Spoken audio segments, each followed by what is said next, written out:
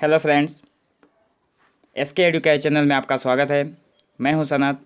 आज हम इस वीडियो में बात करने वाले हैं हिंदी के एक सुप्रसिद्ध कहानीकार मुंशी प्रेमचंद की एक कहानी के बारे में, जिसका नाम है प्रेम की होली। तो फ्रेंड्स, इस कहानी को शुरुआत करने से पहले हम थोड़ा प्रेमचंद का जीवन परिचय देख लेते हैं। प्रेमचंद का जन्म 31 जुलाई 1880 को वाराणसी के निकट लम्हे नामक गांव में हुआ था। उनकी मृत्यु हुई 8 अक्टूबर 1936 को। पिता का नाम था अजाब राय, माता थी आनंदी देवी। आधुनिक हिंदी कहानी के प्रेमचंद पितामह या उपन्यास के सम्राट माने जाते हैं। इनकी पहली कहानी संग्रह है सोजे वतन नाम से आया था। कुल कहानियाँ 300 से अधिक लिखी गई है इनकी। तो फ्रेंड्स, ये कहानी थोड़ी बड़ी ना हो जाए, इसलिए इस कहानी को हम 2 भागों में समझेंगे। तो फ्रेंड्स, आज की कहानी का विषय कुछ इस प्रकार है। कहानी का नाम है प्रेम की होली।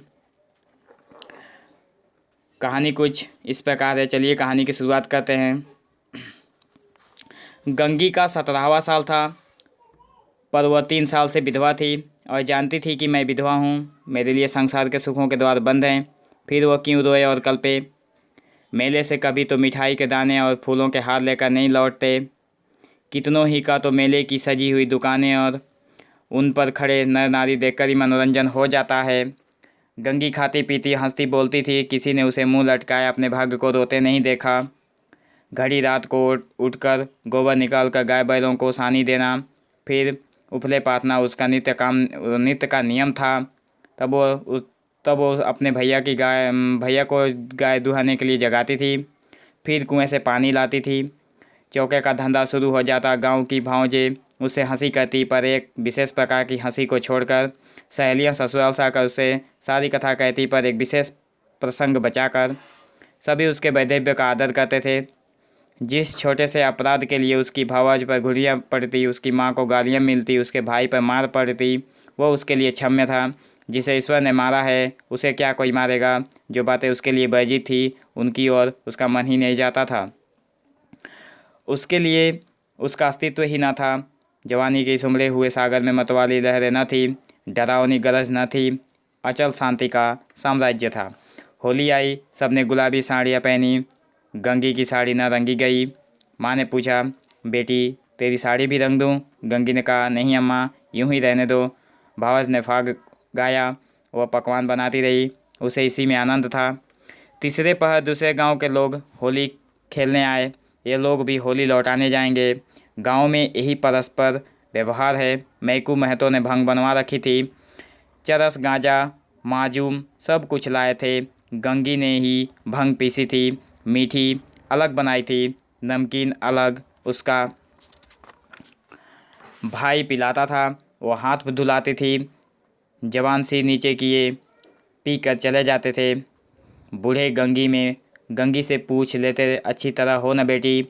या चुहल कहते, क्यों री गंगिया, भावस तुझे खाना नहीं देती क्या, जो इतनी दुबली पतली हो गई है? गंगिया हंस कर रह जाती। देह क्या उसके बस की थी, न जाने क्यों वो मोटी हुई थी। भंग पीने के बाद लोग फाग गाने लगे। गंगिया अपनी चौखट पर खड़ी सुन रही थी। एक जवान ठाकुर गा रहा था। कितना अच्छा स्वर था, कैसा मीठा। गंगिया को बड़ा आनंद आ रहा था। माँ ने कई बार पुकारा, सुन जा, वह ना गई। एक बार गई तो जल्दी से लौट कर आ गई। उसका ध्यान उसी गाने पर था। न जाने क्या बात उसे खींच लेती थी, बांध लेती थी। जवान ठाकुर भी बार बार गंगिया की ओर देखता और मस्त होकर गाता था। उसके साथ वालों को आश्चर्य हो रहा था, ठाकुर को ये सिद्धि कहाँ मिल गई। वो लोग विदा हुए, तब भी गंगिया चौखट पर खड़ी थी। जवान ठाकुर ने भी उसकी ओर देखा और चला गया। गंगिया ने अपने बाप से पूछा, कौन गाता था दादा? मैकू ने कहा, कोठार के बुद्ध सिंह का लड़का है, गरीब सिंह। बुद्ध रीति व्यवहार में आते जाते थे। उनके मरने के बाद अब वही लड़का आने जाने लगा। गंगी, यहाँ तो पहले पहल आया है। मैकू, हाँ, और तो कभी नहीं देखा। मिजाज बिल्कुल बाप का सा और वैसे ही मीठी बोली है। घमंड तो छू नहीं गया। बुद्धू के बुखार में अनाज रखने की जगह न थी, पर चमार को भी देखते तो पहले हाथ उठाते। वही इसका स्वभाव है। गोरू आ रहे थे। गंगी पगहिया लेने भीतर चली गई। वही स्वर उसके कानों में गूंज रहा था। कई महीने गुजर गए। एक दिन गंगी गोबर पात रही थी। सहसा उसने देखा वही ठाकुर सिर झुकाए द्वार पर से चला जा रहा है। वह गोबर छोड़कर उठ खड़ी हुई। घर में कोई मर्द न था, सब बाहर चले गए थे। यह कहना चाहती थी, ठाकुर बैठो, पानी पीते जाओ, पर उसके मुंह से बात ना निकली। उसकी छाती कितने जोर से धड़क रही थी। उसे एक विचित्र घबराहट होने लगी। क्या करे, कैसे उसे रोक ले। गरीब सिंह ने एक बार उसकी ओर ताका और फिर आंखें नीची कर ली। उस दृष्टि में क्या बात थी कि गंगी के रोए खड़े हो गए। वह दौड़ी घर में आई और माँ से बोली, अम्मा, ठाकुर जा रहे हैं। गरीब सिंह, माँ ने कहा, किसी काम से आए होंगे। गंगी बाहर आई तो ठाकुर चला गया था। वह फिर गोबर पाथने लगी, पर उपले टूट टूट जाते थे। आप ही आप हाथ बंद हो जाते थे, मगर फिर चौंक कर पाथने लगी, जैसे कहीं दूर से उसकी कानों में आवाज़ आ रही हो। वही दृष्टि आंखों के सामने थी। उसमें क्या जादू था, क्या मोहिनी थी। उसने अपनी मूक भाषा में कुछ कहा। गंगी ने भी कुछ सुना। क्या कहा यह वह नहीं जानती, पर वह दृष्टि उसकी आंखों में बसी हुई थी। रात को लेटी तब भी वह दृष्टि सामने थी। स्वप्न में भी यही दृष्टि दिखाई दी। फिर कई महीने गुजर गए। एक दिन संध्या समय मैकू द्वार पर बैठे सन काट रहे थे और गंगी बैलों को सानी चला रही थी कि सहसा चिल्ला उठी, दादा, दादा, ठाकुर। मैकू ने सिर उठाया तो द्वार पर गरीब सिंह चला आ रहा था। राम राम हुआ। मैकू ने पूछा, कहाँ गरीब सिंह, पानी तो पीते जाओ। गरीब आकर एक माची पर बैठ गया। उसका चेहरा उतरा हुआ था, कुछ वह बीमार सा जान पड़ता था। मैकू ने कहा, कुछ बीमार थे क्या? गरीब, नहीं तो दादा।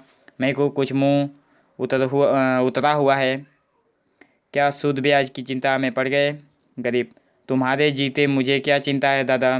मैकू, बाकी दे दी ना? गरीब ने कहा, हाँ दादा, सब बेबाक कर दिया। मैकू ने गंगी से कहा, बेटी जा, कुछ ठाकुर को पानी पीने को ला। भैया हो तो कह देना चीलम दे जाए। गरीब ने कहा, गरीब सिंह जो ठाकुर ने कहा, उसने कहा, चीलम रहने दो दादा, मैं नहीं पीता।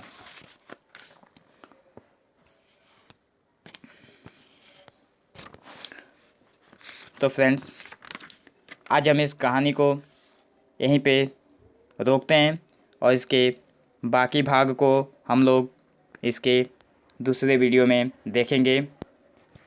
तो फ्रेंड्स, अगर आपने हमारे SK एडुकेयर चैनल को अभी तक सब्सक्राइब नहीं किया है तो जल्द से जल्द कर लें, ताकि इस कहानी के लेटेस्ट वीडियो जो कि नेक्स्ट में अपलोड होगा उसे पाने के लिए आप चैनल को सब्सक्राइब करें और बेल आइकन को भी प्रेस करें। ये वीडियो देखने के लिए आपको बहुत बहुत धन्यवाद। Thank you.